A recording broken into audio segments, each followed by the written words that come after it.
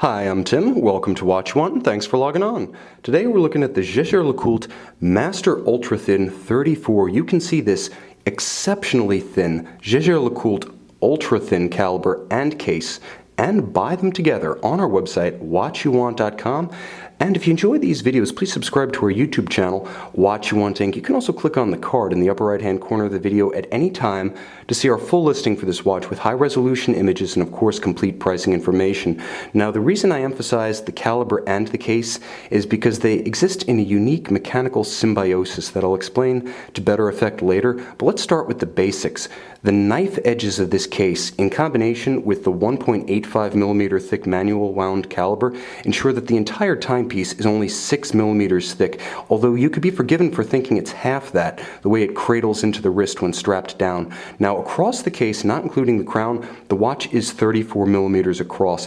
This is a modern classic that's been in the JLC catalog since 1994, and for those devotees of truly traditional ultra-thin Swiss watch construction, it does not get any better than this. Now, you can see lug to lug, the watch has a 40mm span, and the lugs are pared down and sculpted so that all of the emphasis is on that gorgeous dial. I'll get a little deeper into the dynamics of the dial, but I want to look at this incredibly adventurous pairing of a brand new bright blue alligator leather strap with this silver and sunburst silver watch. You can see the silver of the polished seal case with the sunburst silver of the dial interacting dramatically with those bright blues and the creases of this monotone blue stitched alligator leather strap. Now, it is paired with the original Jaeger-LeCoultre stainless steel pin buckle, which you can see to good effect here. So this is a very traditional watch in every sense. A pin buckle, ultra thin construction, a steel case, and a beautiful silver sunburst dial. Now, when I talk about the ergonomics of this case, I should mention that being the display back version, it's actually 1mm thicker than the preceding variant, which actually had a solid case back, but again, you wouldn't know the difference, eyes closed or open. Now, the case is beautifully sculpted, and you can see there's a little bit of a step to the bezel above the case to give it the strength of a character line, but it really does play as one metal wafer on the wrist. It's worth mentioning that although the caseback does project a little bit, you don't feel it against the wrist. You can see the dramatic construction of this watch, effectively a stainless steel sandwich, with these screws at the corner, not just holding the case back on, but actually pinning the bezel and the case back together. And that's how this watch, which you can see is almost shrink wrapped around the movement. Look at that surround atop the stem of the watch.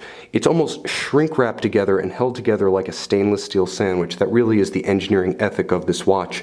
Now, the dial is wonderfully simple, but of high grade. Now, it's a grained sunburst design, silver, with applied quarter Arabics and double-faceted dart indices. All of this is hand-applied and beautifully so. You can see a discreet traditional Jaeger-LeCoultre marquee at 12 o'clock. Now, the hands themselves are half-frosted Dauphine, so despite the silver on silver on silver, it nevertheless has outstanding contrast, and it's the kind of watch you can read at a glance.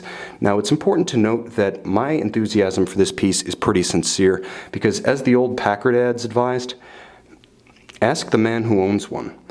I'm the owner of this black dial, structurally identical, likewise caliber 849, Master Ultra Thin 34, and I can say that there is no watch that more perfectly encapsulates the best of Jaeger-LeCoultre's manufacturer heritage or the elegance of a traditional men's dress watch. Now, that caliber 849 is key to the experience.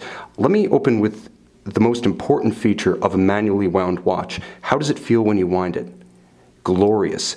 The crown actually has a substance and a resistance, clear to tense, and an audible click back that is befitting of a far larger timepiece and a far larger caliber. And moreover, even though the crown is small and slightly countersunk into the case, it's not a pain in the butt to grasp, always a bugaboo of these small manual wind watches. Not so here. Now, the movement itself is the evolution of the earlier caliber 839. This movement debuted in 1994 as the latest evolution of an ultra-thin architecture originally developed in the early 50s by JLC for Vacheron Constantin and Audemars Piguet. What you're looking at is 19 jewels, 123 pieces of the most elemental ultra-thin watchmaking you'll find anywhere. Now, it beats away at a modern, for an ultra-thin, 21,600 vibrations per hour, and I call that modern because the surviving example of this watch in the Vacheron Constantin catalog, doing business as the caliber 1003 available in the Historique Ultra Thin 1955, actually chugs away at the original 18,000 vibrations, so comparatively, the 3 Hz balance here is a little bit more high-tech, but everything else is very traditional. 1.85 millimeters thick. This movement has a 38-hour power reserve, but it's important to note that with 5 ATM water resistance, full shock protection, and having passed the master 1000 hours control, it's a real-world movement and a real-world watch. I wouldn't go diving with it, but it's not delicate. Now, there are some other manufacturers that have worked with calibers and cases of this thickness or lack thereof that are not everyday watches. They are not everyday wearable or everyday tough. This JLC is. Should you choose, it could be your everyday watch. And perhaps that's the ultimate accolade for a timepiece this thin, delicate in appearance but not in fact. You can see it and you can buy it on our website, watchyouwant.com.